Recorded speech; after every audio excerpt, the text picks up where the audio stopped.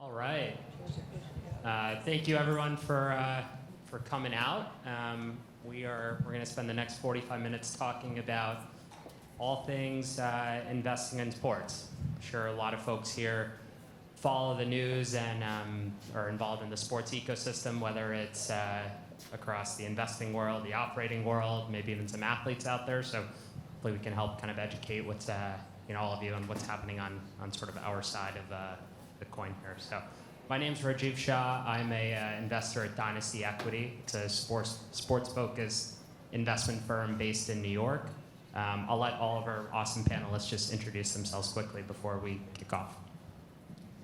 Hi everyone, I'm Jasmine Robinson. I started my career in sports on the NFL side of things. I was working for the 49ers, both in strategy and investing roles.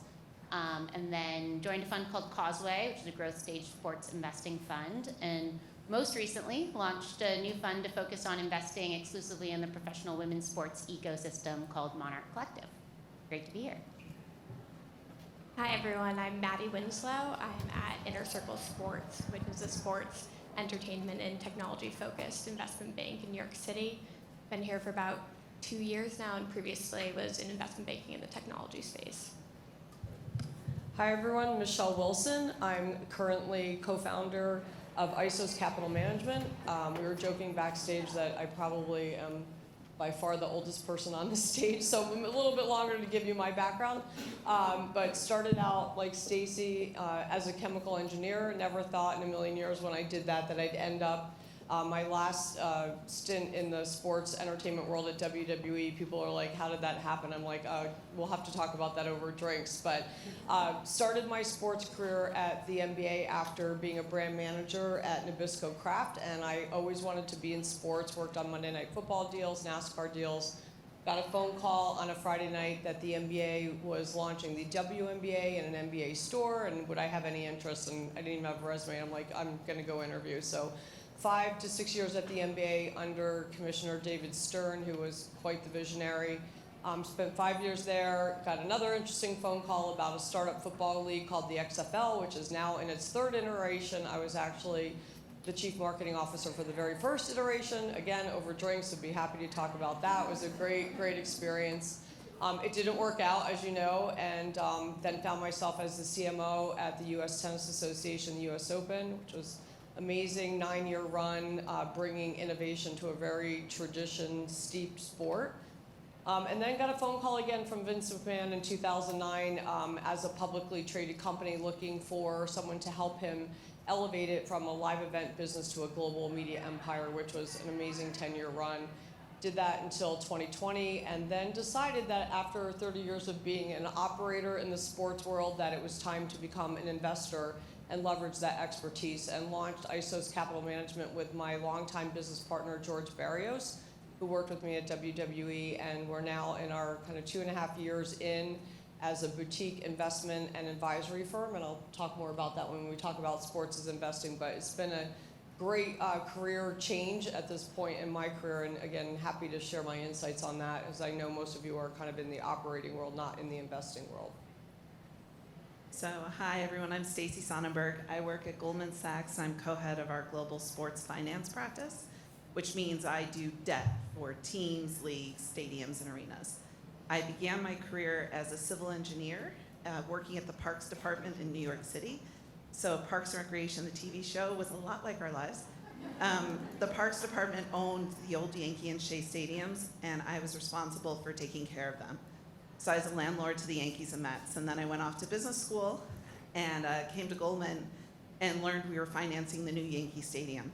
And that's how I transitioned to sports finance. So Goldman had one stadium project at the time, and over the last 19 years, my co-head and I have built a business together in Goldman, where now we finance most of the stadiums and arenas opening in a given year. So we also have done a lot of other aspects of sports, and it's been an exciting run. Awesome. Thank you, everyone. I think that the first question that's probably on everyone's mind is, what makes sports an interesting place to invest? Obviously, there's public markets, private markets, real estate. There's tons of areas across the investment landscape, but sports seems to be just a hot area of that. landscape. So maybe to start, Michelle, you could just walk folks through why you decided to start ISOS and what the big trends that were going on in the sports industry that led you to think it'd be a great time to kind of go into that endeavor. Yeah, as I mentioned, having 30 years living in the sports world as an operator, I firsthand have seen the opportunity as an asset. But and there was a moment 3.5 years ago when SPACs were happening and a lot of capital was around and private equity was coming into sports. And so, I felt that my partner and I, we knew the asset better than anyone, but the investment community really doesn't understand sports as an investment asset and as an asset class. So the reason we see it, and again, George and I could have done many things to your point, Rajiv, but we felt that the asset class is incredibly impressive from a financial perspective. And again, I don't want to get into kind of high-level finance, but as an asset class, it is not low volatility. It is outperforms the public markets. It is an asset class that's recession-proof, and it has continued. The valuations in sports have continued to grow. And so the financial profile is just amazing. And again, most institutional investors don't understand why. The revenue streams are very predictable, and most of you in this room know this, but the media rights are predictable. They're contracted. Sponsorship deals are contracted. So when there's predictable revenue streams, it makes an asset class very, very interesting. So again, from a financial profile, investors are starting to learn that that's a very attractive asset. From long-term growth, again, if you look at what's happening in the world, and again, from an ISOS perspective, we're very bullish on these global macro trends that are happening. So digital connectivity, for instance. At WWE, we saw that digital connectivity helped it to become a U.S. brand to a global brand because right now there are about 3 billion people in the world that don't have access to the internet. So if you think about that over the next 5, 10, 15 years, that will actually propel sports growth and the ability for consumers to engage with sports. So tailwinds like that, the value of live content. I think all of you have seen these amazing media deals that are getting done. That drives up the value of an asset class. So again, live content's really important. Growth levers, whether it's AI, sports betting, the metaverse, all of that will, again, as you all know, is going to grow as new revenue streams for sports. So we feel really bullish on it as an asset class, but we're also finding that investors don't understand it. So a lot of what we do at ISOS is really, while we're fundraising, and I know, Rajiv, you know this, we talked about it, we're fundraising, but we're also educating the investor base around why sports are such a great asset. But we're really, really bullish on it and excited about it. The only other thing I would add is that there's not a whole lot of diversity in the investment community. So when we look at private equity, the AUM, or the assets under management, when capital is getting allocated, less than 2% of it is managed by women of all private equity. Less than 5% of it is managed by people of color. So, and we think that's not reflective of the fan base. So when capital is getting allocated to sports assets, we feel really strongly about us being as investors. My partner is Cuban American, Carmelo Anthony, obviously NBA legend. We believe that we bring different perspective that will actually help sports and the investment community to invest in sports. So we're excited about that as well. That's great. Jasmine, you probably have a very unique perspective on that given your focus area within the ecosystem. Maybe you could talk folks through the strategy and the thesis behind Monarch. Yeah, absolutely. And I guess maybe just one comment on sort of the general evolution of sports investing that sort of ties into that is just that I think sports as a really investable category is really sort of more of a new phenomenon. Back when I was at the 49ers, they launched a fund to start investing within the team, and it was one of the first teams to have a dedicated investment fund. And now you see most NBA, NFL, MLB, et cetera, teams have investment funds housed within their team. When you look at the venture ecosystem around sports, when I started in sports venture, Causeway, the fund that I was at, was one of 2 or 3 funds that were playing in the space, and now there's probably a good 20 to 30 that are focused on investing in the sports space. And then I think the newest evolution has been focused around the ability for private equity to come into sports teams and leagues in sort of a more scaled way, and that's really only happened in the last 5 years. So it's really sort of this new evolution that's really starting to play out. And I think kind of watching all of those sort of trends of capital coming into the sports ecosystem, it always just struck me that, taking a broad purview around the opportunities to invest in sports, it feels like there's no category like women's sports where there's sort of the headroom and upside to be had, but where people really just aren't paying attention. Like, people aren't looking at this incredible investment opportunity to go drive kind of venture-like returns in team and league profiles, and meanwhile there's billions of dollars of capital being allocated to the men's sports ecosystem. And so to me, it was this big gap in the market that got me excited, and the ability to bring capital to that opportunity and help to scale and grow this ecosystem is a lot of the reason that I decided to found Monarch, because I think the audience is clearly there. Brands and media companies are clearly leaning in, but you need growth capital, like any business, to help women's sports teams and leagues to scale. And so that's really what we're focused on doing at Monarch. That's great. And Maddie, as you talk to your clients, whether that's different companies or different teams that you're working with, how has sort of the evolution of all the investment firms that have entered in this space kind of changed the way you kind of talk through objectives with your clients and what they want to do about capital raising and taking on equity? Yeah, it definitely makes my job easier. There's more competition now, so thank you all for having funds. So it's, as valuations are going up, all of a sudden a minority stake in a team, the check size is going higher and higher. You need people who can buy that from these existing individuals who are holding the stake. So it's a great new asset pool to have to come in and provide liquidity to these players. Sports is still, there's scarcity value. There's only a certain amount of teams per league. So the price keeps getting driven up. You all are entering. I think the other interesting part is it's not just on the team and league side, that there's also a lot happening on the back end. There's a lot of software and tech companies around the sports space that are also looking for investment from private equity players. So if you look at youth sports, fan engagement platforms, there's just a lot of money coming into the ecosystem from both areas, and I think each are synergistic to each other. So. Yeah, that's great. And then Stacy, you're focused on the debt side, but you've worked with a lot of different equity partners over the years. What's a pain point or challenge that you think some of these funds might face to just navigate this complex sports world? So I worked on the financing for CVC's investment in La Liga, and so I don't know how familiar you're all with that, but CVC bought a percentage of La Liga's media rights revenues, so at the league level, not at the team level. And so there's a real cultural aspect to sports, a real sense by fans that the teams are theirs, and the idea that this is a for-profit enterprise is inconsistent with that mindset. And so what that translates into is La Liga was very hesitant to give up governance rights. And so certainly you're not making a multi-billion euro investment into an enterprise without the ability to increase the future revenues to get a return on your investment.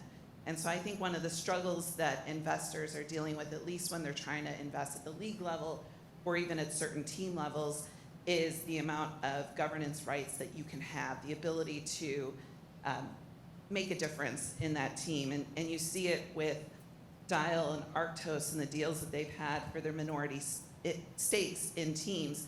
They've been very active, had success there as well, but they have no governance rights, no ability to change the way the team is run. They can influence, but not change. So as private equity comes in increasing amounts, they're going to want to have some say over the future. And I do think that, and I was saying a little bit about this in the green room, I worry, private equity obviously I think is very valuable and super important and absolutely necessary, and in some cases it's the only way when these valuations for sports teams are going so high.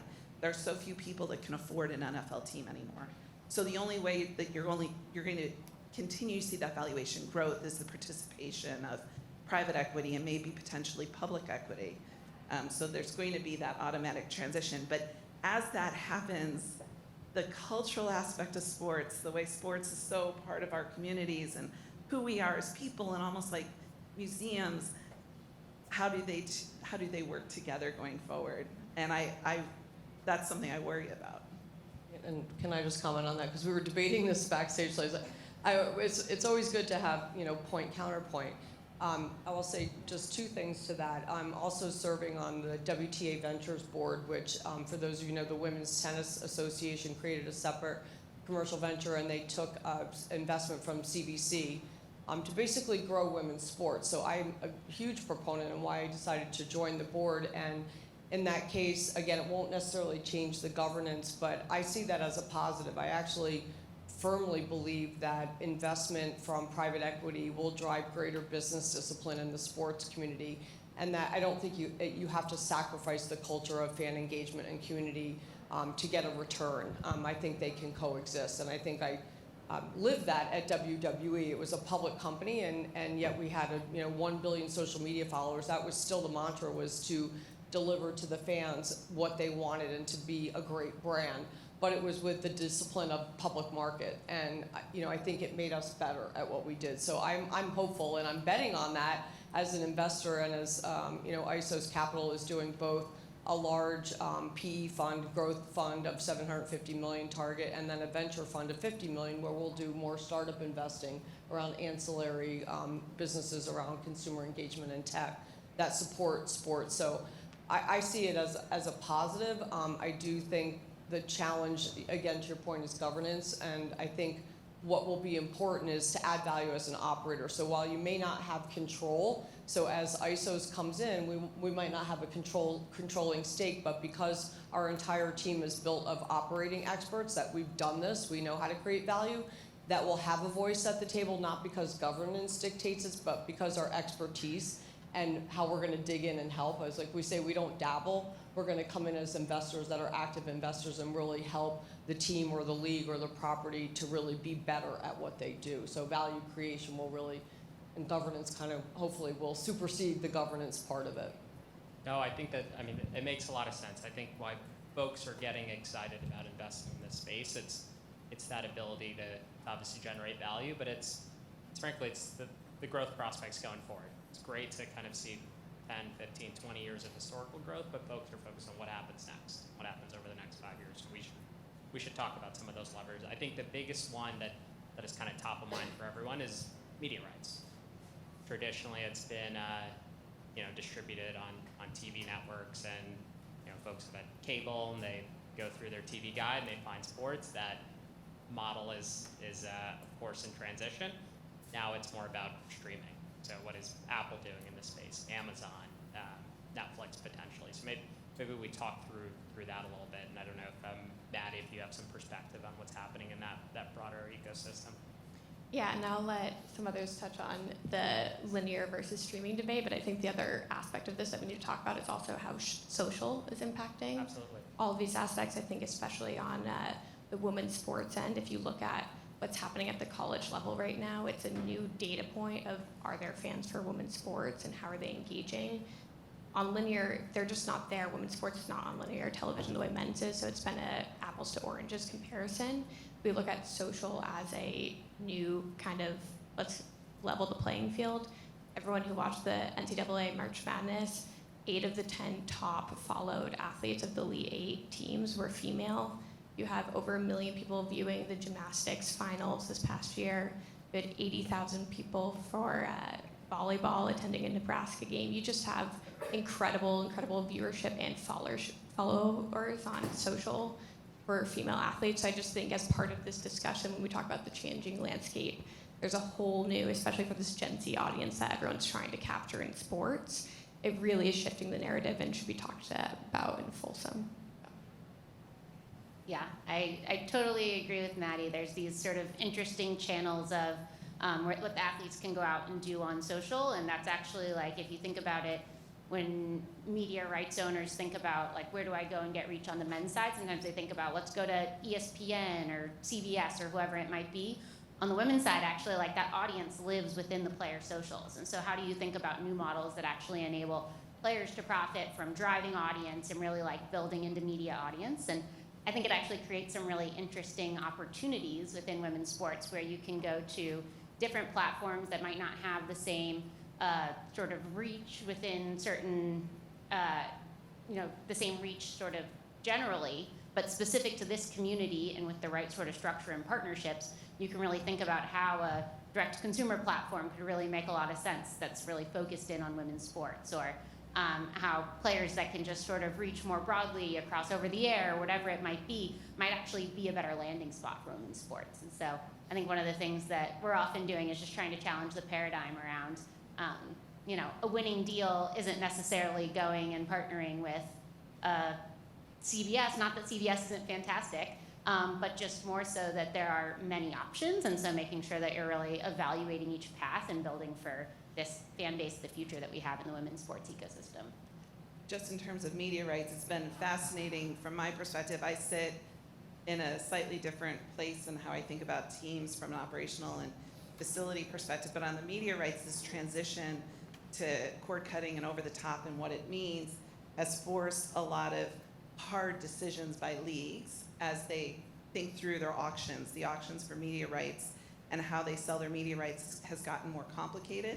And even the NFL, who's a leader at doing it, really had trouble with Sunday Ticket, right? And so how they sold that last Thanksgiving and got that done and had to go back to YouTube, it's been challenging. But I think that is why there's room for investment in sports right now. When there's a hard, hairy problem, you need to bring in the brightest minds to try to help you solve it. And I feel like media rights is one of those hard problems, because historically, let's just be clear, media rights valuations have gone up like a hockey stick. That's driven sports team valuations to go up like a hockey stick.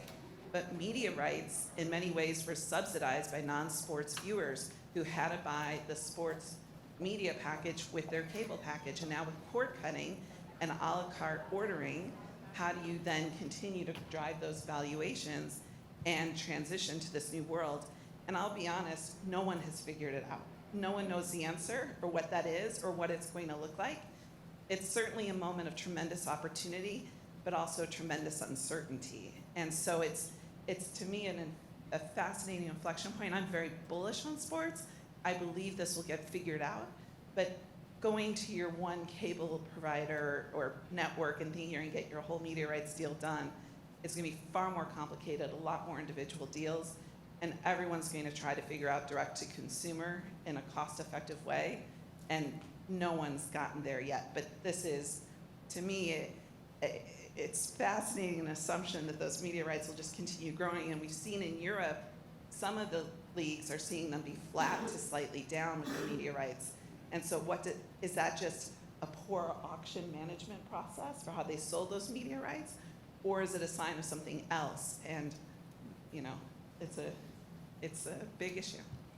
And again, having lived on being a media rights owner at WWE and living through a couple cycles of media rights renewal, what I'll say is I think a couple things hold true, and I think it will continue to hold true, and that is that the value of live content and the ability to aggregate an audience is at the core of what we're talking about, and there's always going to be economics out there.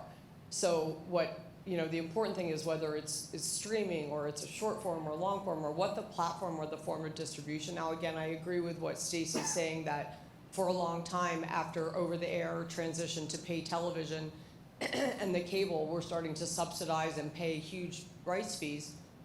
There's still a lot of economics out there, even if you say there's it was over-subsidized. There's going to be a platform or a buyer for live content simply because you're aggregating so many eyeballs. So I remain bullish on that core fundamental fact.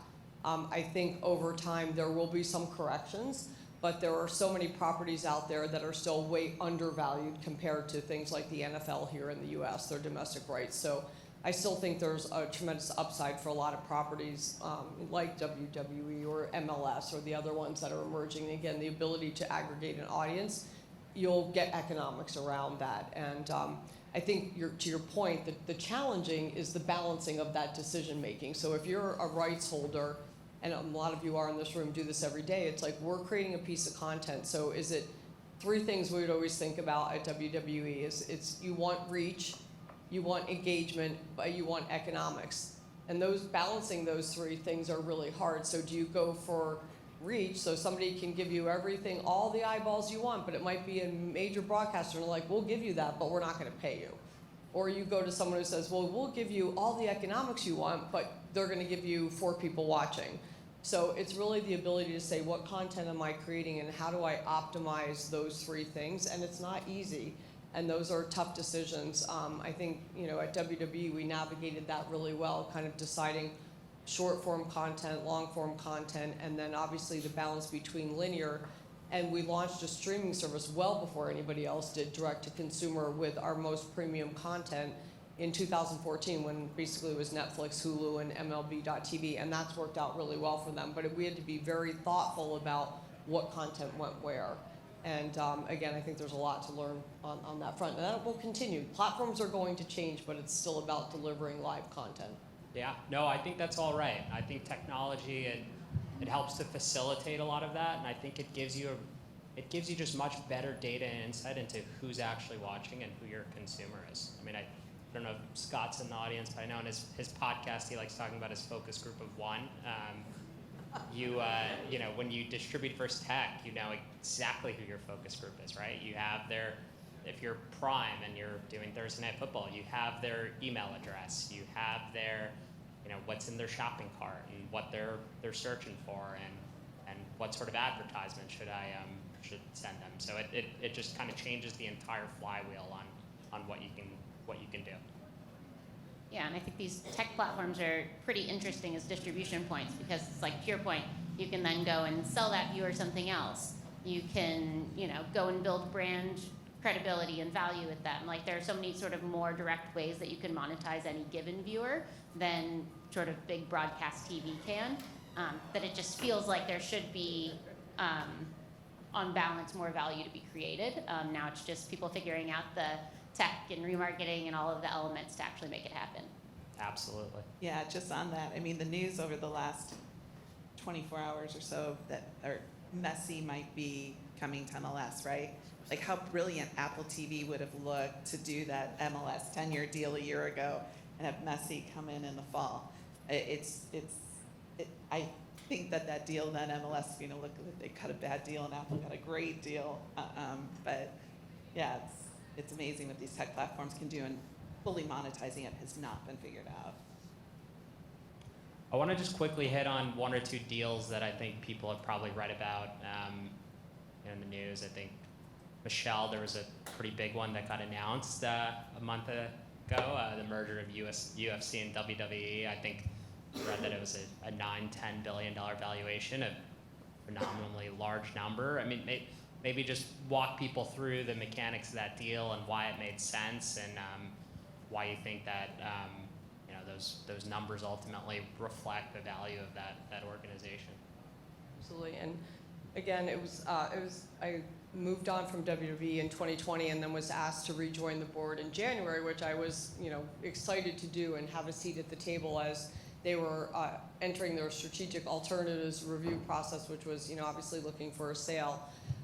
And again, WWE went through this amazing transformation from 2009 to 2023, which was, again, it was predominantly a North American live event, kind of standard sports entertainment property, and then grew tremendously to be this global media empire. And so it was really the right time to look at a transaction. And again, it's the largest sports transaction. I don't know if a lot of you recognize that, but the fact that WWE got valued at $9.3 billion and the merger is a $21 billion deal, it's the largest one ever in sports history. So you look at what some of the NFL and NBA teams are going for, it's phenomenal. And again, I sometimes look at what was the value that was created, and I'm blown away by what was accomplished. But again, it goes back to the things I was saying before. It comes back to Ari Emanuel and Vince McMahon have both been very successful. UFC, Dana White, they have created empires around brands that fans care about and they want to engage with, and they know where their fans are engaging on, whether it's Twitter or TikTok or whatever it may be. They're creating great live content that fans want to engage with. And oh, by the way, fans around the world, it's something that translates. UFC, WWE is basically about conflict resolution. The WWE, might be scripted, UFC isn't, but it's the same thing. It's conflict resolution in an octagon or a ring. Very easy to understand, and it's easy to build a global fan base. I shouldn't say it's easy, it takes a lot of work, everybody knows that, but Very similar. So when WWE is looking at a sale and where there would be synergies, there's a lot of logic in a partnership with a UFC and creating a separate entity. And again, it's the same revenue streams. There will be growth synergies. So when it's now UFC and WWE negotiating media rights globally, there's huge upside to that leverage. If they're leveraging sponsorship and the ability for them to deliver sponsor assets, huge synergies there. Merchandising, CPG, huge opportunity, and then live events. They together, I mean, I don't know how many UFC events are happening in a year, but WWE does well over 400 or 500 live events a year. Together, they'll be able to leverage better live event deals with venues that they visit. So again, huge growth opportunities and growth synergies, obviously some cost synergies. So it was a real logical partnership. And again, more than anything, as deal people know, the valuations were correct. And so it always starts with that. If you don't get the valuation you're looking for, the deal is not going to make sense. But it was the right valuation with the right partner at the right time, and really exciting. The deal is obviously still being reviewed, but we feel really good about hopefully it closing, before the end of the year. That's great. I think the second area that I think folks here, I heard some cheers for Messi, so clearly some soccer fans here. There's been a lot of activity in the NWSL in particular.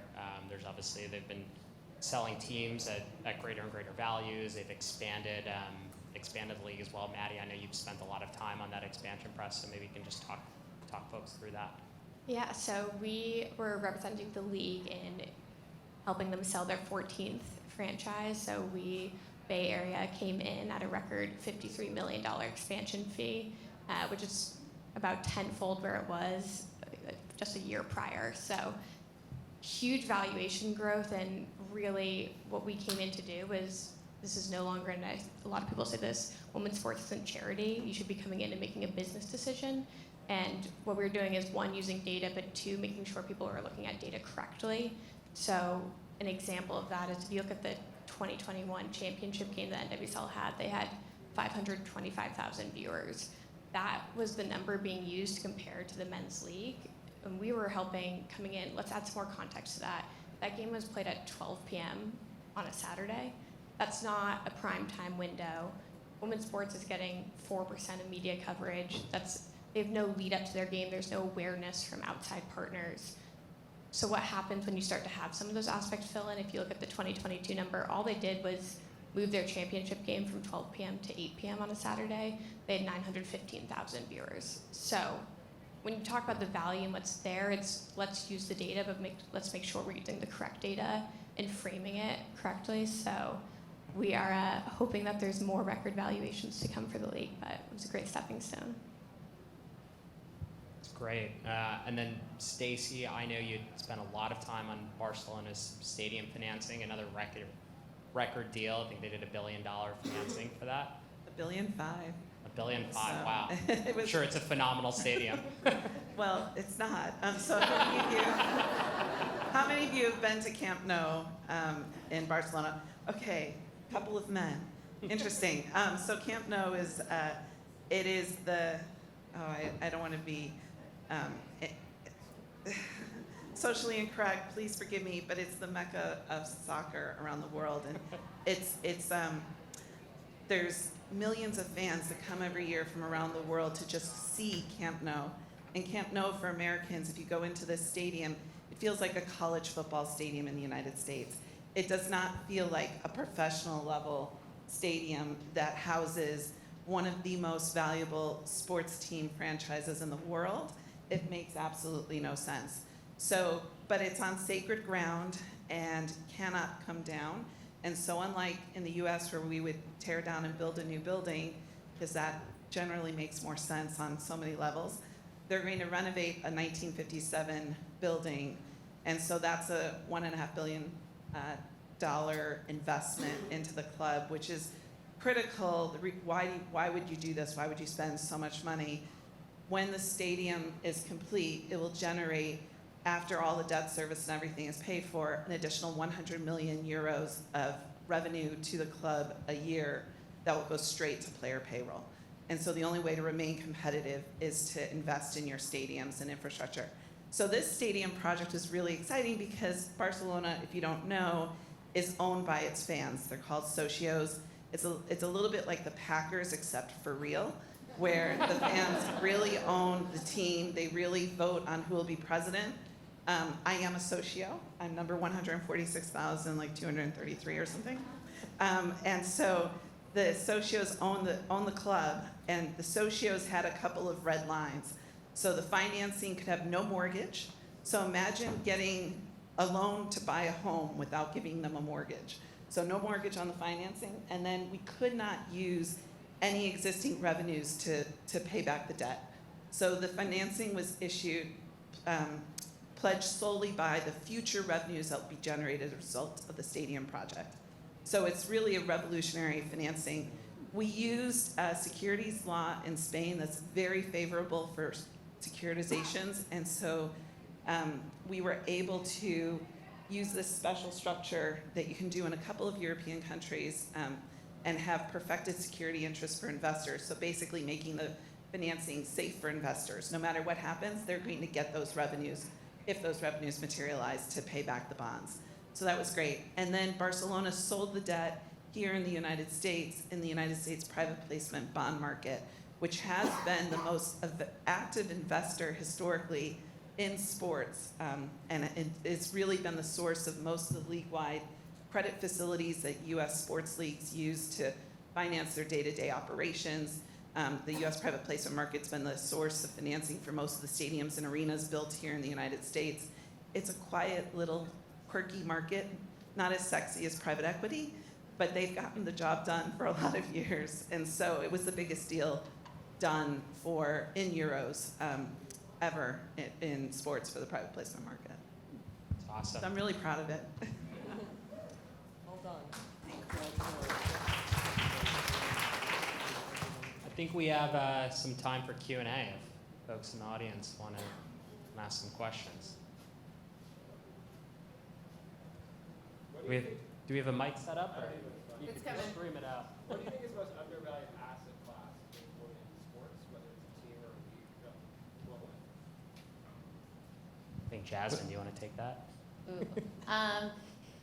Yeah, I mean, I think about this on kind of the dimensions of where do you have sort of protected downside risk, but uncharacteristic upside opportunity. And I think that's one of the sort of unique characteristics that you can find in certain segments of the women's sports ecosystem.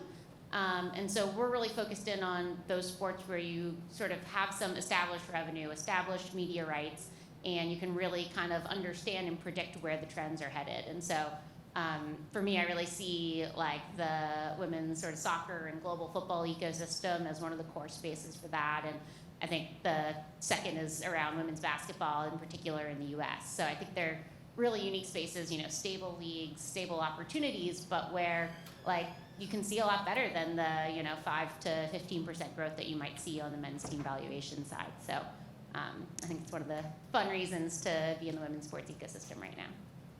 Yeah, I just add to that, when you're looking at the team opportunities, it's also interesting to look at what infrastructure each team has right now. If you look at men's leagues, there's so much revenue, especially on the sponsorship side, that you're getting from owning your own arena, whether it's the naming rights deal and more. Women's sports usually don't have access to this, so if you're looking at an investment, someone who has a path or you're willing to invest in that in the future and unlock that revenue streams, that's a great investment.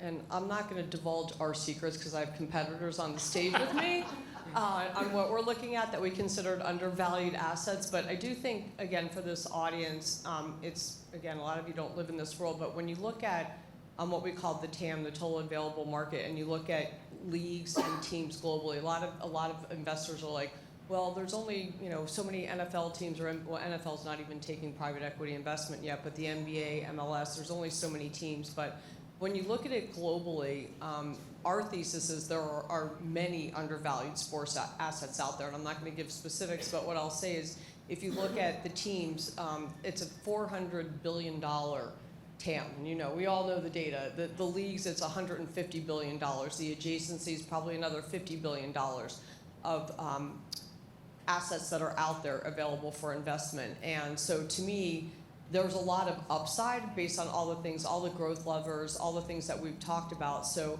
I would say there are more than sufficient undervalued assets out there, and there aren't enough sports funds. I mean, everybody says, oh, there's all these PE sports funds coming in. This is nascent. This is early days, early innings, if you want to use a sports metaphor. And there are a lot of assets out there globally in the sports space that we think are undervalued.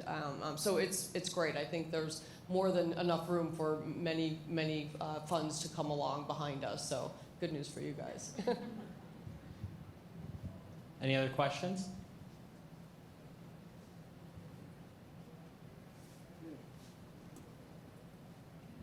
Hey, I work a lot with video games. Can you guys speak to any maybe like opportunities you guys see in like the esports market or things of that nature? I know there's even some like women, like professional sporting leagues popping up. Would just love your perspective on video games, esports, and how that overlaps in your guys' expertise.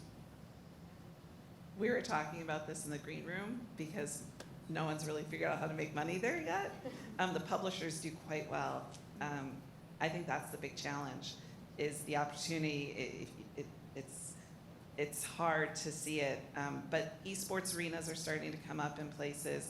You're starting to see that sense of place for people to go to and have that become more than just watching on Twitch at home, which is harder to monetize.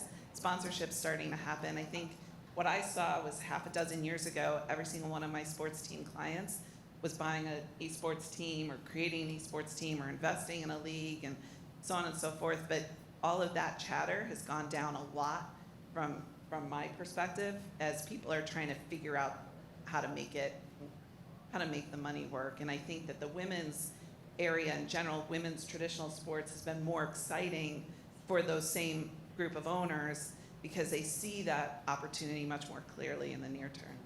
But I'm not an investor, so it'd be interesting to know. Yeah, for ISOS, we actually have a newsletter, and ironically, our topic this week was, why is esports not working? And I wholeheartedly agree with what Stacy said, and we've been looking at it for a long time as the value creation. Where does that happen, and where does it revert to? If you own a team, it's really around sponsorship, live event, ticket sales, et cetera. But the reality is the structure of esports is ultimately the IP or the intellectual properties controlled by the publishers, Activision, EA. And the reality is they're the ones who control the intellectual property. They're going to control what happens around that. And any monetization around that really ultimately will revert to them right now. And no one else has really been able to kind of break that value chain. So we're still mixed. But what I will say is, like, when you look at the numbers from an engagement standpoint, the numbers are phenomenal. So at some point, if somebody can figure out how to change the paradigm of the monetization, essentially reverting to the IP holders or the publishers, then there may be monetization. Because again, you kind of scratch your head and you say, when you look at the numbers globally for how many people watch and play, like, there's got to be somebody who can disrupt this model beyond the publishers, but it just, nobody's figured it out yet. I wish I had the answer. If I figure it out, I'll be, doing quite well. So but I don't think anybody's figured out how to break the paradigm of the publishers kind of controlling the asset, if you will. I think we have time for one more. Sorry. Oh, come on, we haven't had any women ask a question at a women's conference.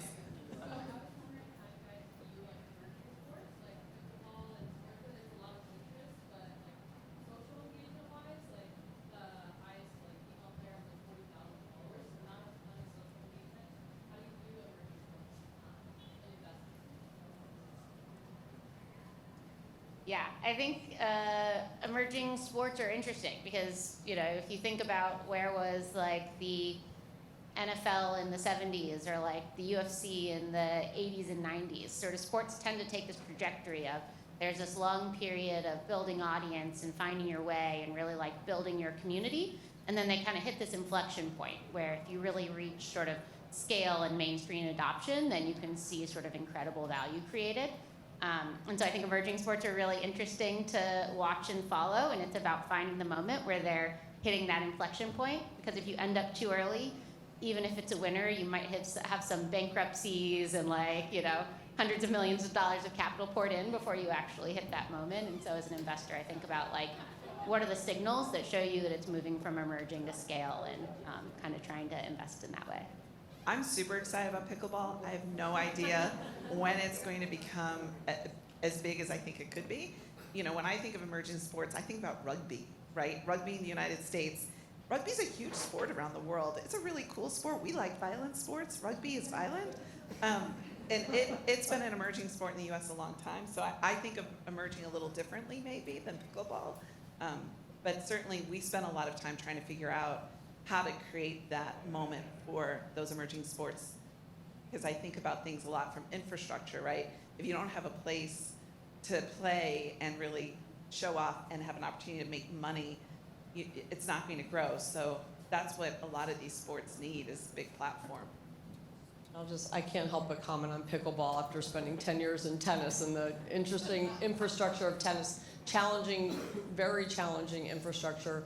You know, I'm a little bearish on pickleball, only because I'm probably one of the few, because everyone's like, you're in tennis, you must love pickleball. But I do think there was a bit of a COVID impact on pickleball. People had nothing to do, so everybody started playing pickleball, which is great. The question is how long, to what Jasmine just said, how long does it take to build something into a commercial scaled global asset? And I think that's going to take a lot of time. There's a lot of different factions trying to capitalize on pickleball, so I think it's very fragmented, which is part of the problem in tennis, is the fragmentation. There's not kind of one owner of it. So I think it's going to be a time for that to do well. And from an ISOS investment perspective, we have both a venture capital product and a PE fund. The PE fund is a $750 million fund that we're raising. But for emerging sports like pickleball, would probably more fall into our venture investing, whereas some are going to win and some are not going to win. So you're in kind of seed, early stage investing, and probably emerging sports would fall into that bucket, where they're pre-revenue, pre-profit. Where if you're looking at a larger PE fund, you're obviously looking for things that are more established. But I think there are a lot of really interesting global sports that could be imported into the U.S. that are already at scale that I think would fit into kind of a growth fund. So interesting times. Yeah, and I would just add to that, when you're looking at emerging leagues, you're looking at kind of what's the gating item to get them to that next level. Is it infrastructure? Cricket's another one in the U.S. Where are you going to play cricket? It's a huge gating item. Where rugby, there's a lot of fields that you can use and adopt. What's your talent pool? A lot of the women's sports, the best thing they have, if you want to put them in the emerging categories, they have the top talent worldwide. So that's not something they're dealing with versus these other leagues. It's just where your player is going to go as you scale. So I think that's, when you're valuing these emerging leagues, you have to have conviction that whatever that gating item is, there's a path to move past that in the next 5 to 10 years. Awesome. I think we're out of time, but I'm sure all of us will be around if folks have other questions. So thank you, everyone.